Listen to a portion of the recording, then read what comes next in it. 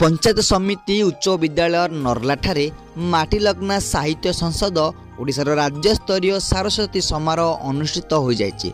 सभापति किशोर चंद्र प्रधान अध्यक्षतार अनुष्ठित उत्सव में मुख्य अतिथि संतोष कुमार शतपथी, मुख्य वक्ता श्रीजुक्त अध्यापक दाशरथी आचार्य, सम्मानित अतिथि श्रीजुक्त सगीबाग एवं हाईस्कूलर प्रधान शिक्षिका अर्चना दास, मुख्य उपदेष्टा नुरावती साहू, उपदेष्टा नरसिंह प्रसाद नायक, अध्यापिका बासंती साहू उपस्थित होई ओडिया भाषा साहित्य संस्कृति संबंध में सारगर्भक मार्गदर्शन देते।